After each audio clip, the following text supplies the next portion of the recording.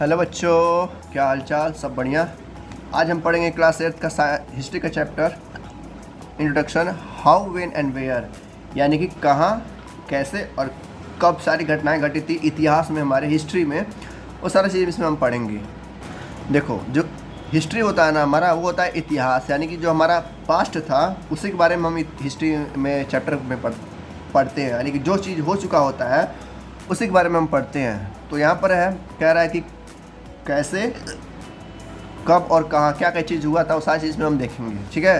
पहला टॉपिक आता है हमारा हाउ इम्पोर्टेंट्स आर डेट।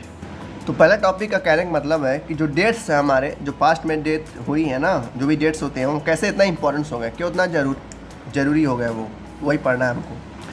कह रहा है, देखो, कह रहा है जितने भी हिस्टोरियन थे, हिस्टोरियन यानी कि जो इतिहास को लिखते थे उस समय में, भाई सब लोग इतिहास लिखते हैं। इस समय में कुछ इतिहासकार हैं जो इस समय के इतिहास को लिख रहे हैं और आने वाला फ्यूचर उसको पढ़ेगा। तो हम भी क्या एक तरह से फ्यूचर है अपने पास्ट की। तो उसमें जो उस ज़माने में जो इतिहासकार थे, यानी कि जो हिस्टोरियंस थे, वो डेट्स को लेकर काफ़ी ज़्यादा फैसिनेट रहते थे, यानी कि वो डेट्स को लेकर काफ़ी ज़्यादा मेंटेन रहते थे कि कौन सा राजा कौन सा युद्ध लड़ा है और कौन सा राजा कौन सा युद्ध हारा है और जीता है। ठीक है। इसको लेकर काफ़ी ज़्यादा वो लोग फैसिनेट, यानी कि वो लोग मेंटेन रहते थे। जब इतिहास को लिखते थे तो डेट का काफ़ी अच्छे से वो लोग क्या करते थे, मेंशन करते थे। इसी वजह से जो कह रहा है यहाँ पर, जो आप हिस्ट्री पढ़ते हैं, ठीक है, कोई बच्चा जो हिस्ट्री पढ़ता है तो लोग समझते हैं कि हिस्ट्री बहुत बोरिंग होती है, क्योंकि उसमें बहुत सारे डेट्स होते हैं, जो कि सही बात भी है। हिस्ट्री में बहुत सारे डेट्स होते हैं, सबको पता है, 1900 होगा, 1700 होगा, लोग कन्फ्यूज रहते हैं कि कैसे इसको याद कर। ठीक है।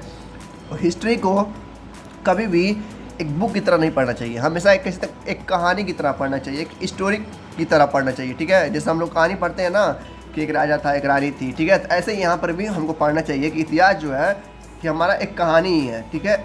उसी कहानी को हमको कहानी की तरह पढ़ना चाहिए। जब कहानी की तरह पढ़ेंगे तो हमको हर एक डेट याद करने की जरूरत नहीं पड़ेगी, वो मुझे क्या हो जाएगा, याद हो जाएगा। ठीक है।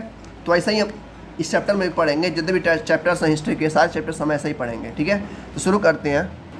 तो कह रहा है हिस्ट्री हमारा एक तरह से टाइम ट्रैवलिंग है। टाइम ट्रैवलिंग यानी जो समय बीत चुका है, यानी कि बिफोर जो हो चुका है और आफ्टर जो होने वाला है या जो उसका परिणाम आने वाला है, उसी को कहते हैं हम हिस्ट्री। देखो, शॉर्ट में कहें, आसान भाषा में, तो हिस्ट्री क्या है, एक तरह से बदलाव है, यानी कि चेंजेस हैं। इतिहास में जो भी चेंज होता है उस हिस्ट्री बन जाता है, यानी कि इतिहास बन जाता है। जो भी इस समय घटना घटेगी, यानी कि इसमें, यानी कि 2022 में या 2023 में जो भी घटना घटेगी, वो आने वाले सालों में क्या हो जाएगा, ये इतिहास हो जाएगा। जैसे मान लेते हैं 2024 में क्या होना, चुनाव होने वाला है पीएम का। उस चुनाव को जो भी जीतेगा वो क्या करेगा, इतिहास बना देगा। ठीक है। क्यों? क्योंकि भाई चुनाव बड़े लेवल पे होती है, तो आने वाला जो हमारा फ्यूचर होगा वो इतिहास को पढ़िए, कैसे 2023 में चुनाव हुआ था और किस पार्टी ने जीता था। तो वही कह रहा है कि हिस्ट्री जो होता है वो बदलाव होते हैं समय के साथ। ठीक है। उसी को हमको पढ़ना रहता है कि क्या बिफोर हुआ और क्या आफ्टर होगा। ठीक है। तो इस तरह से क्या है, हिस्ट्री हमारा टाइम ट्रैवलिंग है। हम टाइम ट्रैवल होकर देख सकते हैं कि हमारे पास्ट में क्या क्या चीज़ें घटित हुई हैं, बस उसको हम चेंज नहीं कर सकते हैं। ठीक है। तो एक तरह से हिस्ट्री है हमारा। ठीक है। सॉरी। तो हिस्ट्री हम जब भी पढ़ेंगे, इसका मतलब ये है कि हम क्या कर सकते हैं, टाइम ट्रैवल कर रहे हैं, कहाँ पे, पास्ट में। ठीक है। तो चलिए टाइम ट्रैवल करते हैं आज हम इस चैप्टर में, देखते हैं क्या क्या हुआ है पास्ट में। चलिए चलते हैं, टाइम ट्रैवलिंग करते हैं। कह रहा है जो हिस्ट्री है बहुत ही खूबसूरत चीज़ है, यानी कि बहुत ही ब्यूटीफुल चीज़ है। जैसे कि एग्जांपल दिया है, कह रहा है कि जैसे आप क्या चल रहे हैं, आप रात में या दिन में कभी भी आप टहल रहे हैं रोड पे, आपने देखा कि एक बंदा है जो चाय पी रहा है। ठीक है। चाय पीता है, आपने दिमाग में सोचा कि भाई ये चाय तो पी रहा है, लेकिन ये चाय का पहली बार आविष्कार कब हुआ था, यानी कि डिस्कवरी कब हुआ था। तो आपके दिमाग में एक क्वेश्चन बना कि भाई चाय आया कैसे था, इसने किसने पहली बार डिस्कवर किया था। तो ये सब क्या है, इतिहास में हमको पता चलता है। जब हम पढ़ेंगे तो हमें पता चलेगा कि पहली बार चाय कहाँ से आया था, चाइना से आया था। ठीक है। तो पता चलता है हमको चाय चाइना से आया था। वैसे ही जब हम मान लेते हैं घर में बैठे हैं, बाहर क्या है, एक ट्रेन का सड़क है, वहाँ से ट्रेन जा रही है, हम भी फिर दिमाग में सोचेंगे भाई ये पहली बार ट्रेन बनाया किसने था। ठीक है। सारे क्या क्वेश्चन क्या है हमारे दिमाग में आते हैं, जिसको हमको पढ़ना पड़ता है हमारे पास्ट के बारे में, यानी कि हमारे इतिहास के बारे में। तो हमको ये भी पता चल जाएगा कि ट्रेन किसने पहली बार बनाया था। तो वैसे ही सारी चीज़ें हमको पता चल जाता है। जब भी हमारे दिमाग में कभी क्वेश्चन आता है कि ये चीज़ें कैसे बनी होंगी, तो हम क्या करते हैं, सीधा पास्ट की चीज़ें पढ़ लेते हैं और हमको पता चल जाता है कि किसने और कब और कहाँ बनाया था, या कैसे आविष्कार किया था चीज़ों का। जैसे एक और चीज़ दिया है, कह रहा आपने क्या किया, मॉर्निंग में, यानी कि सुबह में उठा, आपने ब्रश वगैरह पानी वगैरह पिया और लगे क्या पढ़ने, न्यूज़पेपर पढ़ने। तो आप लोगों ने फिर से दिमाग में क्वेश्चन आया कि भाई न्यूज़पेपर पहली बार जो प्रिंट कौन किया था, मतलब पहली बार इसको प्रिंटिंग कौन किया था, छपा था कौन, इसको कौन छापा था, तो वो भी दिमाग में क्वेश्चन आएगा। तो उसको भी जब हम पास्ट में पढ़ेंगे, यानी कि पास्ट की चीज़ों को पढ़ेंगे, अपने इतिहास को पढ़ेंगे, तो हमको पता चलेगा कि ये भी कहाँ से आया था, प्रिंटिंग चाइना से ही शायद आया था या यूरोप से आया था। तो ये हमको सारी चीज़ें क्वेश्चन आता है। तो जैसे हम अभी क्या कर रहे हैं, यूज़ कर रहे हैं बुक का, तो ये भी क्वेश्चन आ सकता है कि पहली बार बुक किसने बनाया था या पहली बार बुक किसने लिखा था। तो सारी चीज़ का पता चलेगा जब हम अपने इतिहास को पढ़ेंगे। तो इसलिए इतिहास पढ़ना काफ़ी ज़रूरी हो जाता है। और इतिहास को हमेशा कैसे पढ़ा जाता है, एक स्टोरी की तरह, एक कहानी की तरह। देखो वही कह रहा है कि जितने भी हिस्टोरिकल क्वेश्चन है, जितने भी ऐतिहासिक क्वेश्चन है, वो हमको रूबरू कराते हैं समय के साथ कि पास्ट के समय में क्या हुआ था जो कि हम इस यहाँ पर पहुँचे हैं। भाई इंसान इस समय बहुत डेवलप हो गया है, सबको पता है इंसानों के हाथ में टेक्नोलॉजी है, ठीक है, जो कि सबसे बड़ा क्या है, वेपन है, हथियार है। लेकिन पहले के समय में ये सब नहीं था। पहले के समय में मोबाइल नहीं था, ठीक है, लैपटॉप नहीं था, टैबलेट नहीं था, फोर व्हीलर अच्छी अच्छी गाड़ियाँ नहीं थी। अब तो इलेक्ट्रिक गाड़ियाँ आ गई हैं, पहले वो भी नहीं था। फोर व्हीलर छोड़ो, बैलों से या घोड़ों से लोग ट्रैवलिंग करते थे। सब चीज़ें कैसे पता चलेगा हमको, अपने इतिहास से पता चलेगा। अपने इतिहास का जब बुक हम पढ़ेंगे, जब हिस्ट्री का हम बुक पढ़ेंगे, तब हमको पता चलेगा कि इतिहास में चीज़ें कैसे काम करती थी। फिर अगला पॉइंट कह रहा है कि समय हमेशा एक जैसा नहीं रहता। सबको पता है समय हमेशा क्या रहता है, बदलता रहता है। तो वही कह रहा है but time does not have to be always precisely date, यानी कि समय हमेशा बदलता रहता है। और समय बदलने के साथ साथ क्या होता है, हमारी कंट्री, हमारी लोग, हमारा जो घर वगैरह, वो भी क्या होता है, चेंज हो जाता है, ठीक है। तो पहले के लोग हमने देखा कि किस में रहते थे, झोपड़ी में रहते थे। अब के लोग कहाँ रहते हैं, बड़े बड़े बिल्डिंगों में रहते हैं। तो क्या वो बदलाव आया ना।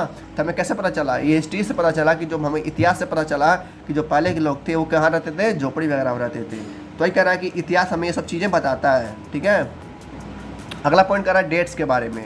कह रहा है जो हम डेट्स पढ़ते हैं हिस्ट्री में, वो जरूरी नहीं है कि सही ही हो। भाई अब इतिहासकार हैं, अब जिस इतिहासकार को जिस तरीके से पता चलता है उस तरीके से वो इतिहास लिखते हैं। तो वही कह रहा है कि ये जरूरी नहीं है जो डेट्स पढ़ते हैं वो सही ही हो। भाई वो मैक्सिमम टाइप पे प्रिसाइज रहते हैं, यानी कि मैक्सिमम जो इतिहासकार हैं, जैसे मान लेते हैं 10 इतिहासकार हैं, ठीक है, 10 इतिहासकार कहते हैं कि 1947 में हमको आज़ादी मिला था, ये लोग सब लोग जानते हैं। लेकिन उसमें से 10 में से 3 ऐसे भी हैं जो कहते हैं नहीं 1947 में नहीं, हमको 1946 में ही हमको आज़ादी मिल गया था। वही कह रहा है कि डेट वही मैनेज करेगा जो ज़्यादा लोग मानेंगे, यानी कि जो 7 लोग हैं, जिससे मान लो 7 लोग हैं, 7 लोग कहते हैं कि 1947 में हमको आज़ादी मिला था, लेकिन 3 लोग कहते हैं नहीं हमको आज़ादी 1946 में मिल गया था। तो लोग किसकी बात मानेंगे, जो मैक्सिमम होंगे, जो मेजॉरिटी होंगे। तो वही कह रहा है यहाँ भी कि जो ब्रिटिश रूल है, ज़रूरी नहीं है उसका जो डेट है वो फिक्स हो, या जो नेशनल मूवमेंट चलाए गए हैं हमारे देश को द्वारा, वो जरूरी नहीं हो कि वो फिक्स हो, वो बदल भी सकता है। अगर मतलब बदलेगा नहीं, लेकिन कहने मतलब वो जरूरी नहीं है कि वो डेट सही हो, लेकिन हम उस डेट को पढ़ते हैं, ठीक है, जानने के लिए कुछ आज के आसपास ही कुछ घटना हुई है। जैसे हमको पता है कि 1947 में हमको आज़ादी मिली थी, तो ज़रूरी नहीं है कि 1947 में ही हमको आज़ादी मिला हो, ठीक है, उसके आसपास भी हो सकता है। तो एक एग्जैक्ट डेट है, एक मैक्सिमम प्रिसाइज डेट है जो कि 1947 है, जो हम मनाते हैं हमारा आज़ादी का दिन, हमारा फ्रीडम का दिन। तो ये कह रहा है we can only refer to a span of time an approximate period. कह रहा है अप्रॉक्सीमेट यानी कि लगभग हम उतना बता सकते हैं कि हाँ इसके आसपास कोई चेंजेस हुए हैं, कोई इतिहासकार में घटना घटित हुआ है। इस तरीके से हम क्या कर सकते हैं, इतिहासकार यही काम करते हैं। भाई इतिहास हर जगह पे हो नहीं सकता। मान लेते हैं यूपी का कुछ घटना घटा, तो इतिहासकार जरूरी नहीं है कि यूपी में रहा हो, कहीं और रहा होगा, तो उससे लोगों से पता चलेगा कि हाँ भाई यहाँ पे घटना घटी है, तो अपने इतिहास के बुक में वो लिखेगा, ठीक है। तो वही कह रहा है कि वो चीज़ें सही होती हैं, लेकिन मतलब उतना सही नहीं होती हैं, लेकिन हमको वही पढ़ना पड़ता है, ठीक है। नेक्स्ट क्वेश्चन पूछ रहा है एनसीईआरटी आप लोगों से, कह रहा है जब ये डेट्स इस तरह से बदल नहीं है तो हम इस डेट को पढ़ते क्यों हैं, इसको कंटिन्यू में हम एसोसिएट करें। मतलब वही बोल रहा है कि we continue to associate history with a string of date, यानी कि हम डेट्स के साथ क्यों पढ़ते रहते हैं, क्यों और बिना डेट्स के पढ़ें। अगर बिना डेट्स के पढ़ेंगे तो हमको पता ही नहीं चलेगा कौन सा घटना किस डेट को या किस साल में घटित हुआ है। जैसे हमको आज़ादी का डेट है 1947, और इसको हटा दिया जाए तो हमको पता ही नहीं चल पाएगा कि हमको आज़ादी कब मिली थी, ठीक है। तो ये एक डेट है जिसको हमको पता चलता है कि हाँ 1947 में हमको क्या मिला था, आज़ादी मिला था अंग्रेज़ों से। तो इस तरीके से जो डेट्स हैं हमारे लिए काफ़ी ज़्यादा इंपॉर्टेंट हो जाते हैं, भले ही वो क्या हो अप्रॉक्सीमेट हो, यानी कि लगभग डेट हो क्यों ना हो, हमें पता चल जाता है कि हाँ भाई इसके आसपास जो है हमको हमारे देश को आज़ादी मिली थी। कह रहा कि हमेशा एक टाइम, एक डेट्स हमेशा रहा है जब भी बैटल्स हुए हैं या बड़े बड़े इवेंट हुए हैं, ठीक है। इतिहासकार हमेशा उसको डेट को लिखे हैं अपने इतिहास के किताबों में।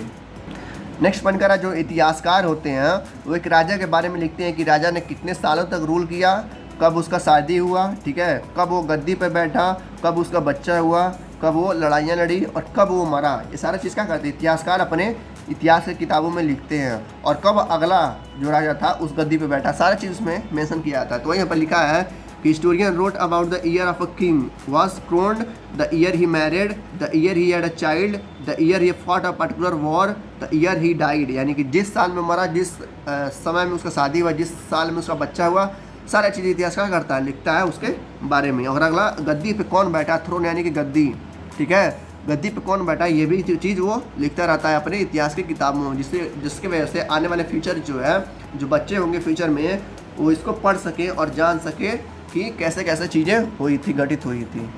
नेक्स्ट कह रहा है, आप लोगों ने देखा होगा हिस्ट्री के टेक्स्ट बुक्स में, यानी किताबों में, यानी कि इतिहास की किताबों में देखा होगा किस तरीके से इतिहासकार ने अपने डेट्स को या अपनी कहानियों को लिखा होता है किसी एक राजा के बारे में, किसी एक एम्पायर के बारे में, ठीक है। तो उसी तरह से इतिहासकार करते हैं, लिखते रहते हैं हर राजा के बारे में, चाहे कोई भी राजा हो गया, कितना भी खराब राजा हो, कितना भी अच्छा राजा हो, उसके बारे में लिखा जाता है ताकि आने वाले फ्यूचर को पता सके और उसे कुछ सीख सके, ताकि हमारा फ्यूचर क्या हो, बेहतरीन हो सके, ठीक है। जैसे मान लेते हैं कुछ राजा थे जो बहुत ज़्यादा बुरे थे, तो उनसे हम सीख सकें कि ये काम हमको नहीं करना है जिसकी वजह से हमारा देश को नुकसान पहुँचेगा, ठीक है।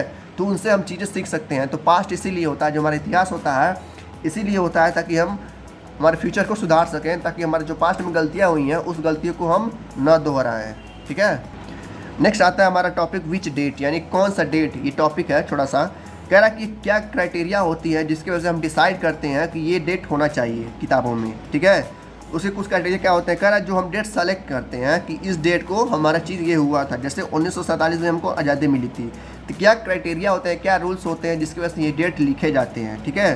कह रहा है जो डेट्स होते हैं वो इंपॉर्टेंट नहीं होते हैं, वो लिखने वाला इंपॉर्टेंट होता है कि किस डेट को वो लिख रहा है। जैसे मान लेते हो जो इतिहासकार है वो 1947 में न लिख कर 1948 लिख देता है या 1948 लिख देता, तो हमको क्या पता चलता है कि हमको आज़ादी कब मिली है, 1948 में मिली है। लेकिन इतिहासकार ने क्या किया, 1947 लिखा। इसलिए हमारे जितने भी भारतीय लोग हैं सबको पता है कि भारत की आज़ादी कब मिली थी, 1947। यही इतिहासकार ने अगर इसको बदल दिया होता कि 1948 कर दिया होता तो हम लोग सारे लोग क्या जानते हैं कि हमको आज़ादी कब मिली है, 1948 में। लेकिन ऐसा नहीं हुआ। तो वही कह रहा है डेट्स इंपॉर्टेंट नहीं है, इंपॉर्टेंट कौन है, राइटर जो उसको लिख रहा है। तो जिस डेट को लिखेगा वही हमारे लिए क्या होगा, इंपॉर्टेंट होगा। तो हमारे लिए इसमें इंपॉर्टेंट क्या है, 1947 इंपॉर्टेंट है। तो वही चीज़ यहाँ पर कह रहा है कि जो क्राइटेरिया होता है एक स्टोरी को लिखने के लिए वो डेट इंपॉर्टेंट नहीं होते हैं, ठीक है। वो कौन इंपॉर्टेंट होता है, स्टोरी इंपॉर्टेंट होता है और इतिहासकार इंपॉर्टेंट होते हैं कि वो किस डेट को लिखते हैं उस कहानी में। कह रहा जो इतिहासकार होते हैं बहुत ही इंपॉर्टेंट भूमिका निभाते हैं पास्ट को लिखने के लिए। ऐसे ही कोई भी नहीं लिख सकता पास्ट को। इतिहासकार होते हैं, बड़े बड़े इतिहासकार होते हैं, बड़े बड़े नॉलेजेबल होते हैं, वो लोग इतिहास को लिखते हैं और उसी को हम लोग पढ़ते हैं। तो वही कह रहा है कि बड़े बड़े इवेंट जो होते हैं काफ़ी इंपॉर्टेंट होते हैं उस इतिहासकार के लिए, ठीक है, क्योंकि सारे चेंजेस वो करता रहता है और जो भी उसको सही लगता है वो अपनी तरीके से अपने ढंग से लिखता है और आने वाले फ्यूचर उसको पढ़ते हैं। जैसे यहाँ पर एक एग्जाम्पल लिया है, कह रहा है मान लेते हैं कि हिस्ट्री में, ठीक है, किसके द्वारा लिखा गया है, ब्रिटिश हिस्टोरियन के द्वारा, यानी कि जो भारत का इतिहास रहा है वो किसके द्वारा लिखा गया। मान लेते हैं कि वो किसके द्वारा लिखा गया, ब्रिटिश हिस्टोरियन, यानी कि जो अंग्रेज़ के जो इतिहासकार थे वो लोगों ने लिखा है। अगर वो लोग लिखते हैं भारत के इतिहास को तो वो लोग क्या लिखते हैं, अपने बारे में अच्छी चीज़ें लिखते हैं। लेकिन हमारा ओरिजिनल क्या है, भारत के इतिहासकारों ने लिखा है। इसीलिए हम जान सकते हैं कि अंग्रेज़ कितने ज़्यादा बुरे थे और कितने बेरहमी से लोगों पे राज करते थे, कितने लोगों को सताते थे और कितने लोगों को ज़बरदस्ती मार देते थे। तो वही कह रहा मान लेते हैं कि हमारा जो इतिहास है वो किसने लिखा है, अंग्रेज़ ने लिखा है। अब भाई जाहिर सी बात है अंग्रेज़ लिखेगा तो अपने इतिहास को और अपने बारे में यानी कि ब्रिटिश के बारे में अच्छी अच्छी चीज़ें लिखेगा, ठीक है। तो वही चीज़ कह रहा है कि the rule of each governor, आवाज़ इंपॉर्टेंट, यानी कि जो भी अंग्रेज़ राज कर रहे होंगे उनके बारे में अच्छी अच्छी चीज़ें लिखेगा, ठीक है। जैसे कि जो पहले हमारे गवर्नर थे, यानी कि जो ब्रिटिश का पहला गवर्नर था भारत में, वो कौन था, वॉरेन हेस्टिंग था, ठीक है। जिसके बाद वो ख़त्म हुआ तो एक लास्ट वायसराय आया जिसका नाम था लॉर्ड माउंटबेटन, ठीक है। इस तरीके से वो क्या कर सकता है, अपने राजा के बारे में यानी कि अंग्रेज़ों के राजा के बारे में अच्छी अच्छी चीज़ें लिखेगा वो, ठीक है। तो ये सब चीज़ें कह रहा बदल सकता है कब, जब इतिहासकार बदलेंगे, ठीक है। तो इतिहासकार इंपॉर्टेंट होते हैं डेट्स को या हिस्ट्री को लिखने के लिए। तो वही कह रहा है जो हमारा इतिहासकार है, जो भारत का इतिहासकार है, वो क्या लिखा है, कई सारे अंग्रेज़ों के बारे में लिखा है। जैसे हेस्टिंग हो गए, वेलेस्ली हो गए, बेंटिकनिक हो गए, डलहाउसी हो गया, कैनिंग हो गया, लॉरेंस हो गया, लाइटन हो गया, ठीक है, रिपोन हो गया, कर्जन, हार्डिंग, कई सारे मतलब राजा आए हैं अंग्रेज़ को जो समय राज कर रहे थे। तो हम सारों के जितने भी राजा हैं सबके बारे में हम पढ़ सकते हैं कि कौन सा राजा कितना ज़्यादा मतलब बुरा था, कितना ज़्यादा बेरहम था। ठीक है, तो ये सब किससे पढ़ सकते हैं? इतिहास से पढ़ सकते हैं, यानी कि हिस्ट्री से अपने पढ़ सकते हैं। नेक्स्ट पॉइंट कह रहा है जितने भी डेट्स हैं हिस्ट्री में वो सारे क्या हैं? लिंक्ड है इस पर्सनालिटी से, यानी कि जितने भी राजा रहे हैं वो सारा डेट्स इन्हीं के बारे में है। ठीक है भाई, जाहिर सी बात है, जो बड़े बड़े राजा होंगे, जो बड़े बड़े युद्ध लड़े होंगे, जो बड़े बड़े इवेंट्स किए होंगे, उन्हीं के बारे में हमारा इतिहास होगा, उन्हीं के बारे में इतिहास पढ़ेंगे हम। तो वही चीज़ कह रहा है ये।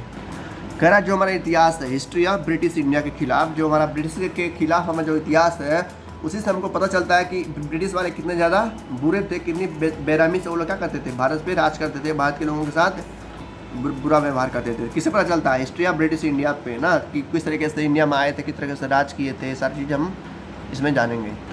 नेक्स्ट कह रहा हम चाहे तो जो आज का इतिहास है, जो इस समय चल रहा है, वो भी हम अलग अलग तरीके से लिख सकते हैं। जैसे कह रहा है can we not write about the history of this period in a different way, यानी कि जो 22-23 चल रहा है, ये भी हम चाहें तो इतिहास को अलग अलग तरीके से लिख सकते हैं। ठीक है, जैसे कि मान लेते हैं दो पार्टी हैं, एक बीजेपी है, कांग्रेस है। तो बीजेपी वाले जो इतिहासकार होंगे वो बीजेपी के बारे में अच्छी चीज़ें लिखेंगे, और जो कांग्रेस के होंगे वो कांग्रेस के बारे में अच्छी चीज़ें लिखेंगे। तो वही चीज़ कह रहा है जो इतिहासकार हैं वो जिस तरीके से चाहे उस तरीके को इतिहास को लिख सकते हैं। ठीक है, तो वही कह रहा है कि काफ़ी इंपॉर्टेंट भूमिका है किसका? हिस्टोरियंस का, यानी कि इतिहासकार का। यहाँ पर एक फ़ोटो दिया गया है कि कौन है ये? वॉरेन हेस्टिंग है, जो काफ़ी इंपॉर्टेंट हो सकता है, वन वर्ड में आता होगा। ठीक है, कह रहा वॉरेन हेस्टिंग इंडिया के पहले ब्रिटिश गवर्नर बने थे। कब? 1773 में, यानी कि 1773 में। ठीक है, कौन थे? Warren Hasting. ये कैसे पता चलता है? हमको इतिहास से ही पता चलता है। इतिहास का कोई इतिहासकार रहा होगा जो इनके बारे में लिखा होगा, तो हमको पता चलता है कि भारत का जो पहला गवर्नर था, जनरल गवर्नर, वो कौन था? वॉरेन हेस्टिंग था। तो हमको पता चल गया। किसे पता चला? हिस्ट्री के बुक से। भाई इतिहास का एक किताब है, इसी से हम पढ़ रहे हैं, तो हमको पता चला कि भारत का पहला गवर्नर जो ब्रिटिश का था, कौन था? Warren Hasting. Become the first governor general of India.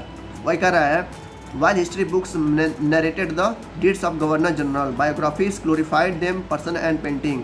कह रहा जो इतिहास का बुक है, अगर वॉरेन बफेट के बारे में वॉरेन बफेट कह रहा हूँ, वॉरेन हेस्टिंग के बारे में पढ़ते हैं हम, ठीक है, तो इनके बारे में हम सारी चीज़ जान सकेंगे कि ये कैसे इंसान थे। ठीक है, क्या क्या इन्होंने काम किया और क्या क्या इन्होंने कैसे काम किए जो कि देश को बढ़ावा मिला। वह कैसे पढ़ सकते हैं? अपने इतिहास की किताबों में पढ़ सकते हैं ना। तो यही कह रहा है कि वॉरेन बफेट मैं बार बार कह रहा हूँ, वॉरेन हेस्टिंग पहले गवर्नर बने थे इंडिया के। कब? 1773 में। अगला टॉपिक आता है हमारा हाउ डू वी पीरियोडाइज। देखो इसका मतलब क्या है? कह रहा जो भी इतिहास में चीज़ें घटी हैं, कैसे उसको हम सिम्बलिक वाइज यानी कि टाइम वाइज हम उसको हिस्ट्री को क्रिएट कर सकते हैं। ठीक है भाई, जैसे कह रहा 2022 में कई चीज़ें घट रही हैं। ठीक है, तो हमको कैसे लिखेंगे इतिहास को?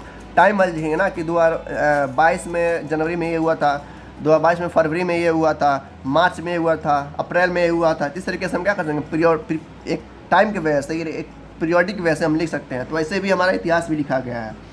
तो कह रहा है 1817 में, यानी कि 1870 में जेम्स मिल नाम का एक इतिहासकार था। कौन था? जेम्स मिल का नाम का एक इतिहासकार था जो कि स्कॉट्स था, यानी कि स्कॉटलैंड से था। कहाँ से था? स्कॉटलैंड से। वो क्या था? वो एक इकोनॉमिस्ट था और एक पॉलिटिकल फिलोसफर था। ठीक है, जेम्स मिल स्कॉटलैंड से था वो, और इकोनॉमिस्ट था वो, और पॉलिटिकल फिलोसफर था, जिसने 3 किताबें लिखी थी। किसके ऊपर? ब्रिटिश इंडिया हिस्ट्री के ऊपर, यानी कि इतिहास के जो इंडिया के ऊपर जब ब्रिटिश राज कर रहे थे, तीनों ने जेम्स मिल ने 3 किताबें लिखी थी, 3 वॉल्यूम लिखा था। क्या क्या था वो? उसको 3 तरीके से डिवाइड किया था, यानी जो उसका किताब था 3 वॉल्यूम थे, उसको 3 भागों में डिवाइड किया था। पहला ना था उसका नाम हिंदू, यानी हिंदू के साथ जो भी चीज़ें हुई हैं, ठीक है, 1817 में वो सारी चीज़ उसमें लिखा है। फिर आता है मुस्लिम, यानी कि मुस्लिम के साथ जो भी चीज़ें हुई हैं 1817 में, वो भी चीज़ लिखा है। फिर ब्रिटिश वालों ने क्या क्या किया हिंदू और मुस्लिम के साथ, ठीक है, कब? 1817 में, यानी कि 1817 में वो सारी चीज़ उसमें लिखा है। किसने लिखा है? जेम्स मिल ने।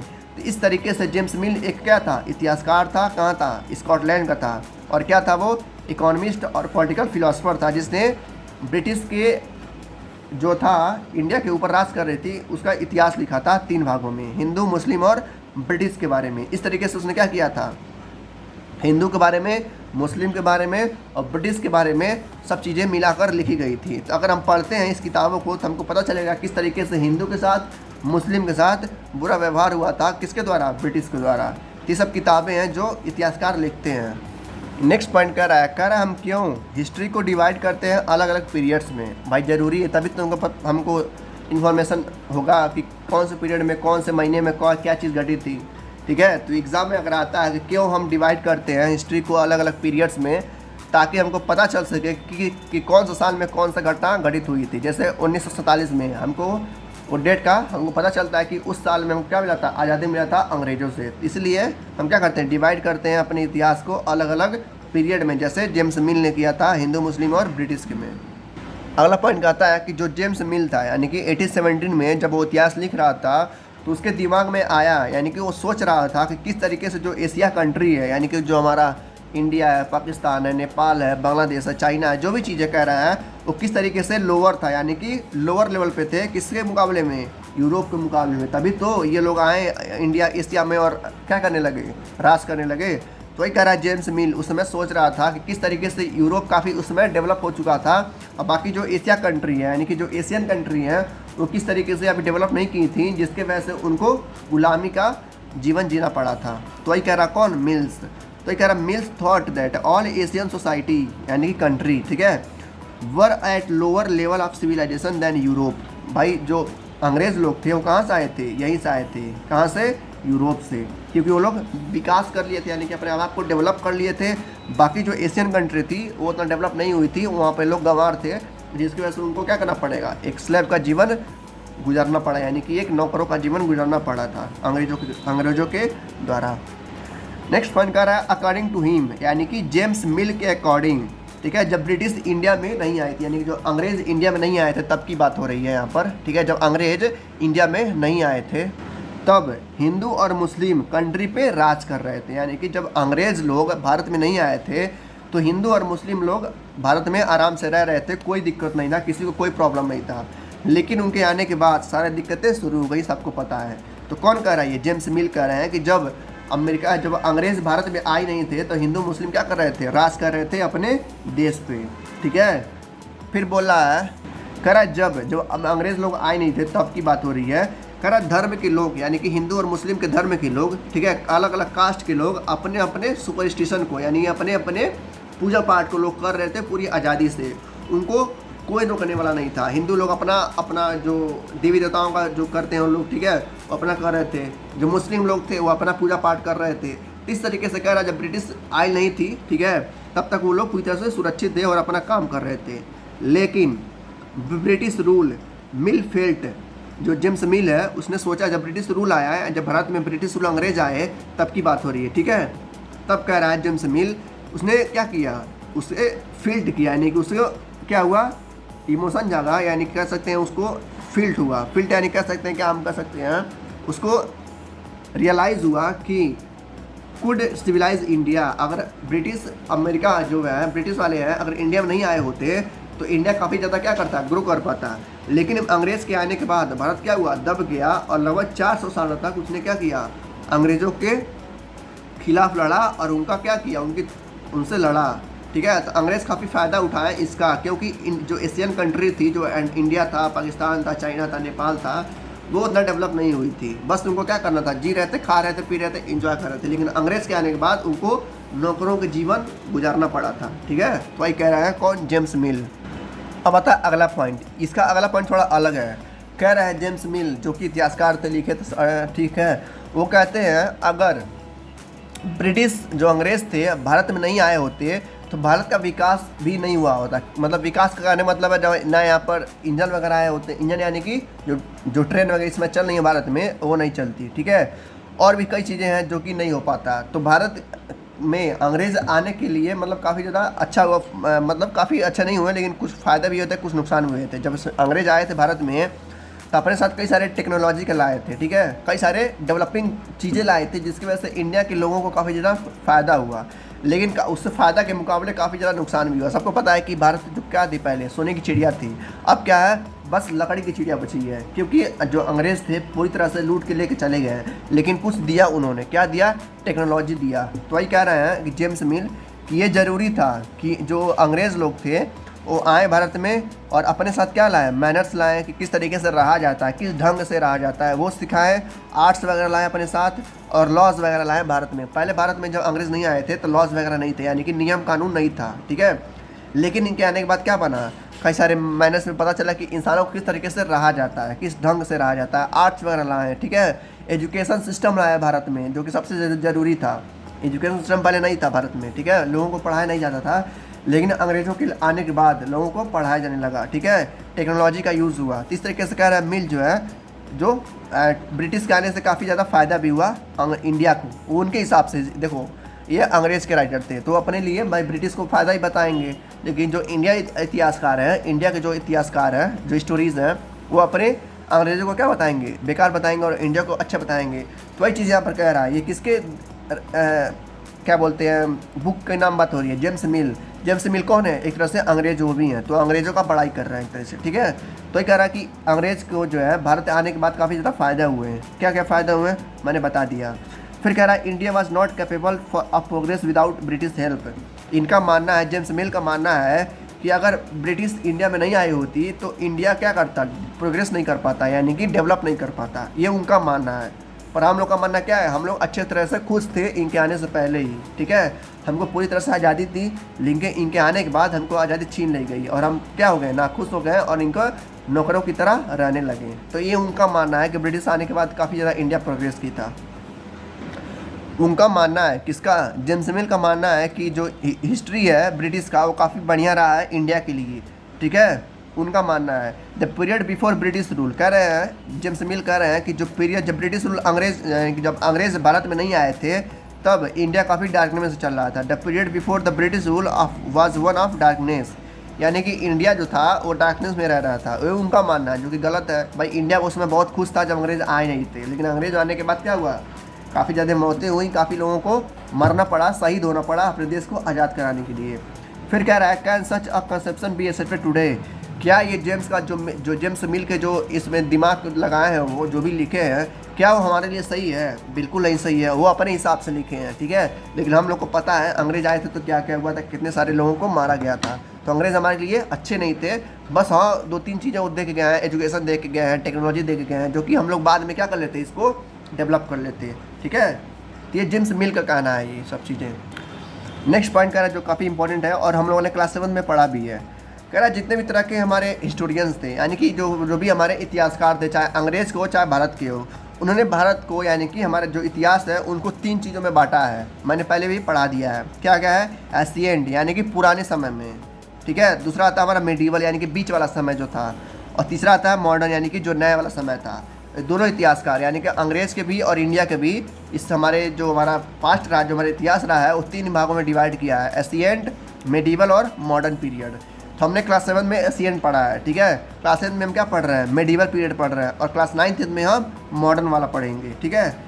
फिर कह रहा है this division too has its problem, यानी कि जो डिवीजन हुआ एशिएंट, मेडिवल और मॉडर्न का, इसके भी कुछ अपने दिक्कतें थीं। अब क्या दिक्कतें थीं, it is a periodization that is borrowed from a west where modern period and visual with the garden of the society।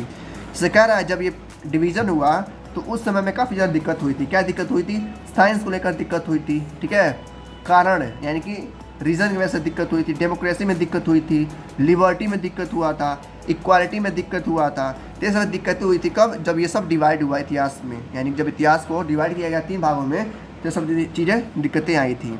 फिर बात करता है किसका, मेडिवल पीरियड का, यानी कि बीच वाले पीरियड का। कह रहा medieval was a term used to describe a society where the feature of modern society did not exist. कह रहा मेडिवल पीरियड तब की बात करता है जब मॉडर्न पीरियड नहीं आया था, यानी कि जब हमारा मॉडर्न पीरियड है वो नहीं आया था, कब चल रहा था, यानी कि एशिएंट के बाद वाला पीरियड, तो उसे कहते हैं मेडिवल वाला पीरियड, यानी कि बीच वाला पीरियड। 3 पीरियड है हमारा, एशिएंट, मेडिवल और मॉडर्न, तो ये बीच वाले की बात कर रहा है, ठीक है। कर जब ये जो पीरियड चल रहा था, यानी कौन वाला, मेडिवल पीरियड, तभी अंग्रेज आए थे, ठीक है। तभी अंग्रेज आए थे जब कब चल रहा था, मेडिवल पीरियड चल रहा था। तो वही कह रहा उस पीरियड में अंडर ब्रिटिश रूल था, ठीक है। उस जब ब्रिटिश रूल अंग्रेज आए थे तो अपने साथ कई सारे दिक्कतें लेकर आए थे भारत में, जैसे कि did not have right to equality, यानी कि जो अंग्रेज थे वो सबको बराबर नहीं मानते थे। लेकिन अब लोग क्या है, मॉडर्न पीरियड में ये सारी चीज़ें हट गई हैं, सबको बराबर का हिस्सा दिया गया है कि लड़की लड़का चाहे अलग हो, चाहे हिंदू हो, चाहे मुस्लिम हो, चाहे किसी भी कास्ट के हो, सब लोग बराबर हैं। लेकिन अंग्रेज ऐसा नहीं मानते थे। ठीक है, लिखा है ना, under British rule people did not have equality, उनके पास इक्वालिटी नहीं था, उनके पास आज़ादी नहीं था, उनके पास लिबर्टी नहीं था। ठीक है, nor was the period of economic growth and progress, वो ऐसा पीरियड था जिसकी वजह से लोगों के साथ काफ़ी ज़्यादा बुरा व्यवहार किया जाता था। ठीक है, किसके रूल में? ब्रिटिश रूल में। फिर आखिरी पॉइंट कह रहा है कि भाई सारे मतलब काफ़ी मात्रा में जो हिस्टोरियंस थे, जो इतिहासकार थे, वो इस पीरियड को, कौन से पीरियड को? मेडिवल पीरियड को वो लोग कॉलोनियल रूल मानते थे। कॉलोनियल यानी कि अंग्रेज़ों का रूल। सिंपल अगर कहीं भी आता है कॉलोनियल, इसका मतलब हुआ अंग्रेज़ों का रूल, जब अंग्रेज़ भारत पे राज कर रहे थे, तो उसी को हमको पढ़ना है। क्या पढ़ना है? What is colonial? कॉलोनियल क्या है? कॉलोनियल क्या है? जब अंग्रेज़ भारत पे राज कर रहे थे तभी उसी पीरियड को हम क्या बोलते हैं? कॉलोनियल पीरियड बोलते हैं या मेडिवल पीरियड बोलते हैं। ठीक है, अब देखते हैं कॉलोनियल वाले में। इसमें कह रहा है कि इस भाग में, यानी कि इस पैराग्राफ में हम पढ़ेंगे कि कैसे ब्रिटिश भारत में आए और कैसे पूरे भारत को क्या कर लिया? कनकर कर लिया, यानी कि जीत लिए और राज करने लगे भारत पे। कह रहा है इसके बावजूद आप लोग और देखेंगे कैसे उन्होंने इकोनॉमी और सोसाइटी को क्या कर लिया? कंट्रोल कर लिया, अपने अंडर में ले लिया। और जितने भी राजा थे, अपने राजा को भी अपने अंडर में ले लिया। और क्या करने लगे? रेवेन्यू करने, यानी कि टैक्स करने लगे। बड़ी बड़ी चीज़ों को उन्होंने अच्छाना शुरू कर लिया, और जो अच्छी चीज़ें थी उसको क्या करने? खरीदना, यानी कि लेना शुरू कर दिया ज़बरदस्ती। They wanted at low price, यानी कि जो चीज़ें महंगी थी उसको भी लोग सस्ते में खरीद लेते थे ज़बरदस्ती करके। कौन? अंग्रेज। Produce crop they need for export, यानी कि जो यहाँ पर गेहूँ वगैरह को किया जाता था, प्रोड्यूस किया जाता, चावल को प्रोड्यूस किया जाता था, वो लोग क्या करते थे? उसको अपने देश में, यानी कि कहाँ पे?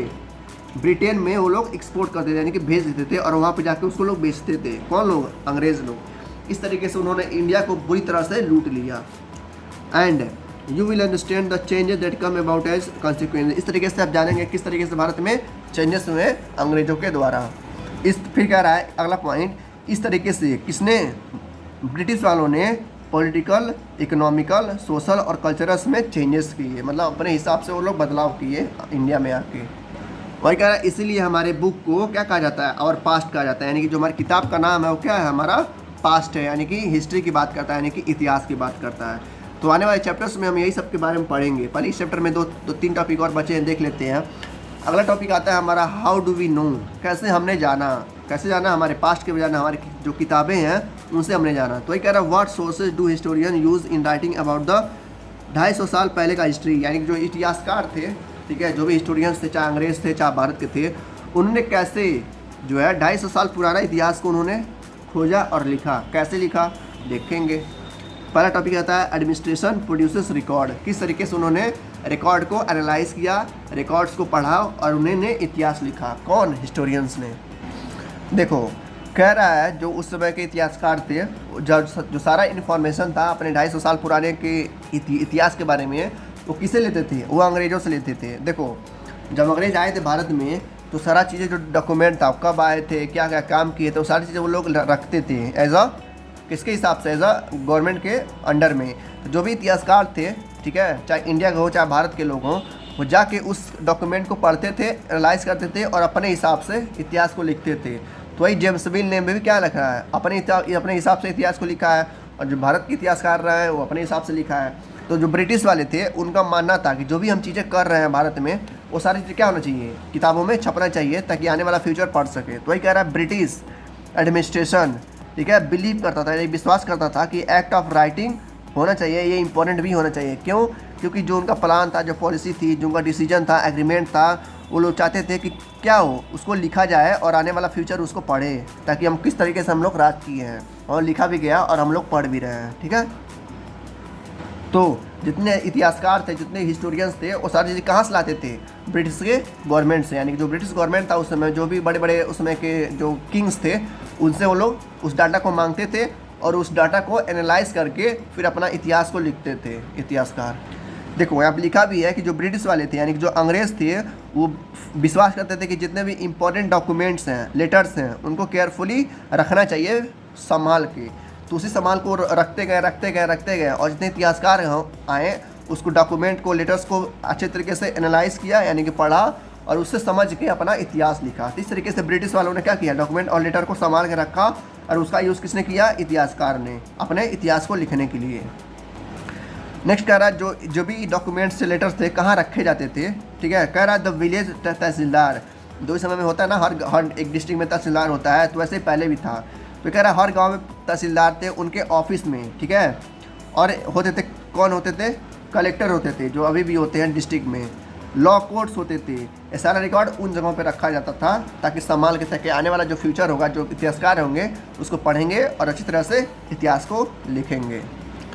फिर कह रहा अगला पैराग्राफ में, कह रहा 19वीं सेंचुरी में, कब? 19वीं शताब्दी में, यानी कि 1800 के आसपास, ठीक है, यानी कि 19वीं सेंचुरी में। कह रहा जितने भी हमारे डॉक्यूमेंट्स थे, जितने भी लेटर्स थे, उसका कॉपी करके, यानी कि कॉपी पेस्ट करके किसी और जगह पे शिफ्ट कर दिया गया, और जो ओरिजिनल वाले थे उसको वहीं पे छोड़ दिया गया। देखो कहने का मतलब, मैंने बताया ना कि अंग्रेज़ लोग क्या करते थे, इन सारी चीज़ों को संभाल के रखते थे। तो वही कह रहा 19वीं सेंचुरी में, यानी कि 19वीं शताब्दी में अंग्रेज़ों ने क्या किया, जितने भी डॉक्यूमेंट्स थे, जितने भी बड़े बड़े कागज़ थे, उसका फ़ोटो कॉपी करके अपने जगह भिजवा दिया, यानी कि अपने कंट्री भिजवा दिया। बाकी जो ओरिजिनल था ये छोड़ दिए, ताकि जो इतिहासकार आए वो पढ़ते रहे, और जो हमें जो ब्रिटिश वाले इतिहासकार हैं वो भी वहाँ जाके, यानी कि अपने देश में जाके पढ़ते रहे। तो वही कह रहा है कि early 19th century this document were carefully copied and beautifully written by calligraphist, यानी कि उसको लिख करके कहीं और जरा भेज दिया गया अपने देशों में, ठीक है, ताकि वो और भी इतिहासकार उसको समझ सकें, पढ़ सकें। यहाँ पर एक फ़ोटो दिखाया गया, आप लोग देख रहे होंगे, ठीक है। ये अंग्रेज़ों ने बनवाया था, कब? 1920 में, यानी कि 1920 में। किस लिए? इसी डॉक्यूमेंट को रखने के लिए। तो वही यहाँ पर लिखा है कि the national archives of India come up to 1920, यानी कि अंग्रेज़ों ने इंडिया में बनवाया था आर्काइव रखने की, यानी कि जितने भी डॉक्यूमेंट है, जितने भी डाटा है, इसमें रखा जा सके, ठीक है, ताकि आने वाला जो इतिहासकार है उसको पढ़ें, लिखें और समझें, और उसको इतिहास में लिखें। अगला टॉपिक आता है हमारा सर्वे इंपॉर्टेंट, यानी कि जो सर्वे होते थे उस समय में, सर्वे यानी कि जांच पड़ताल होते थे, वो भी काफ़ी ज़्यादा इम्पोर्टेंट थे, क्योंकि वही सर्वे लिखा जाता था इतिहास में, ठीक है। तो वो भी देखेंगे हम। कह रहा है जो सारा सर्वे था, जो भी सारा डॉक्यूमेंट का जो जांच पड़ताल किया जाता था, वो अंग्रेज़ों के द्वारा क्या करते थे, लोग करते थे, यानी कि जो अंग्रेज़ के सिपाही होते थे वो हर घर में जाके, हर गांव में जाके क्या करते थे, सर्वे करते थे। जैसे अभी भी होता है ना, जैसे हम लोग क्या करते हैं, अब हम लोग उसको बोलते हैं जनगणना, हर 10 साल में एक बार होता है, ठीक है। 2011 में हुआ था, अब 2022 वगैरह में होने वाला है, ठीक है। तो जो पहले के लोग थे, जो पहले अंग्रेज़ के लोग थे, यही जनगणना करते थे, तो उसको लोग पहले क्या बोलते, सर्वे बोलते थे। तो ये लोग कौन करते थे? ये ब्रिटिश वाले करते थे। हर घर में जाके ये पता कर देते कि हर घर में कितने लोग हैं, क्या क्या दिक्कतें हैं, क्या क्या समस्याएं हैं, तो लोग उस जनगणना में लिखते थे। तो इस कारण सर्वे भी काफ़ी ज़्यादा इंपॉर्टेंट होता था इतिहास में लिखने के लिए। तो ये सब ब्रिटिश वाले करते थे इकट्ठा करने के लिए। तो ये भी कह रहा है कि 19वीं सेंचुरी में, यानी कि 19वीं शताब्दी में, ये भी सर्वे काफ़ी ज़्यादा हो रहा था। तो वही कह रहा है by the early 19th century detail survey were being carried out to a map the entire country, यानी कि पूरे भारत में ही क्या हो रहा था, सर्वे चल रहा था अंग्रेज़ों के खिलाफ, यानी कि अंग्रेज़ों के द्वारा जो पूरे भारत में सर्वे चल रहा था, वो लोग इकट्ठा कर रहे थे और डाटा को कहाँ रख रहे थे, बड़े बड़े बिल्डिंगों में, कोर्ट्स में, तहसीलदार में रख रहे थे उस डाटा को, ठीक है। तो लोग कौन करते थे? अंग्रेज़ लोग करते थे। कब? 19th सेंचुरी में। कह रहा है लोग पॉइंट दिया है, एग्जाम्पल दिया है, कह रहा है गाँव में जाके जो अंग्रेज़ लोग थे, गाँव में जाते थे और रेवेन्यू सर्वे क्या करते थे, कंडक्ट करते थे, यानी कि कौन से गाँव से कितना ज़्यादा टैक्स मिला है वो लोग लिखते थे कागज़ पे, और ला के बड़े बड़े जो किंग थे उस समय के अंग्रेज़ों के, उनको देते थे, ठीक है। तो यहाँ पर एग्जांपल दिया, in the village revenue survey were conducted, यानी गांव में कौन से गांव को कौन से ज़्यादा कौन से ज़्यादा टैक्स दे रहे हैं उसको लिखा जाता था, जिससे हमको पता चल पाता था कि कौन सा जो शहर है, कौन सा डिस्ट्रिक्ट है, कौन सा राज्य है ज़्यादा प्रॉफिट दे रहा है अंग्रेज़ों को। कह रहा हर एक रीजन में एक एडमिनिस्ट्रेटर होता था, यानी कि एक अंग्रेज़ों का सिपाही होता था। वो क्या करता था, वहाँ के लोकल हिस्ट्रीज़ के बारे में, ठीक है, और किसके बारे में, क्वालिटी के बारे में, यानी कि वहाँ का क्या क्या क्वालिटी है, ठीक है। वहाँ पे जो फ्लावर होंगे जो भारत में, जो अलग डिस्ट्रिक्ट के, ठीक है, जितने भी तरह के जानवर होंगे उनके बारे में डाटा एक लिख के वो भेजता था, कहाँ पर, तहसीलदार में, हाई कोर्ट में, या आर्काइव्स वगैरह में, जहाँ पर डेटा को इकट्ठा किया जाता था। तो सारा काम कौन करता था? अंग्रेज़ करते थे 19th सेंचुरी में। तो ये सारे सर्वेज जो थे अंग्रेज़ लोग करते थे, और उसका डाटा कहाँ रखते थे? अपने पास रखते थे। फिर वही दिया है कि एक डाटा और वो लोग सर्वे करते थे, किसका? बोटेनिकल सर्वे करते थे, किस तरीके से प्लांट्स पाए जाते हैं, ठीक है। जूलॉजिकल सर्वे करते थे, कितनी जगह पे कितना जानवर का इकट्ठा होना है, यानी कौन से जानवर कहाँ पर पाए जाते हैं।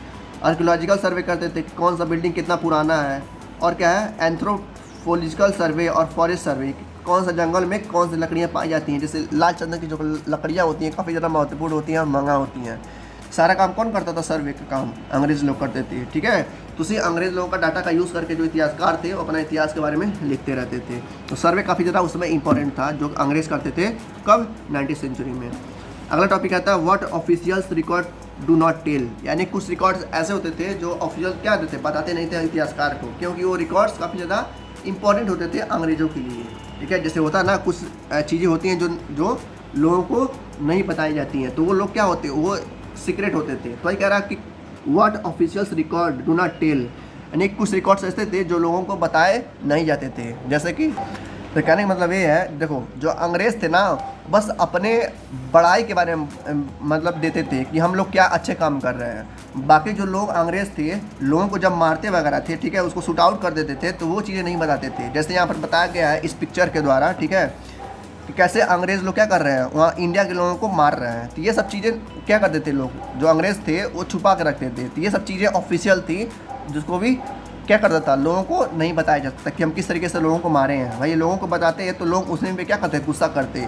इसलिए जो अंग्रेज़ थे काफ़ी ज़्यादा समझदार थे, तो ये सब चीज़ें लोगों को नहीं बताते थे, बस वो चीज़ें बताते थे जो उनके लिए काफ़ी हों, ठीक है। तो ये सब चीज़ें लोगों को नहीं बताते थे। तो वही कह रहा है कि ये सब चीज़ें जो है अंग्रेज़ छुपाते थे और इतिहासकार को या किसी भी नॉर्मल पीपल को नहीं बताते थे, ठीक है। तो ये अंग्रेज़ थे, सब हरामी थे। देखो वही यहाँ पर कहा कि जो लोग उसमें इंटरेस्टेड थे, यानी कि अंग्रेज़ जो चाहते थे वही बस क्या करते थे, बताते थे कि आप ये चीज़ लीजिए, इसको पढ़िए और डिटेल में जानिए। बाकी जो उनकी बेकार काम था, जो उनका बुरा काम था, वो लोग नहीं बताते थे कि हम लोगों ने इतने लोगों को मारा है या इतने लोगों को गोली से उड़ा दिया है। तो ये सब चीज़ें नहीं बताते थे लोग अंग्रेज़, क्योंकि वो गलत काम था। तो वो नहीं चाहते थे कि हमारे बारे में कोई बुरा सोचे। लेकिन हम लोग जानते हैं जो इंडिया के इतिहासकार थे वो सब चीज़ें जानते थे और अपने हिसाब से वो लोग लिखते थे।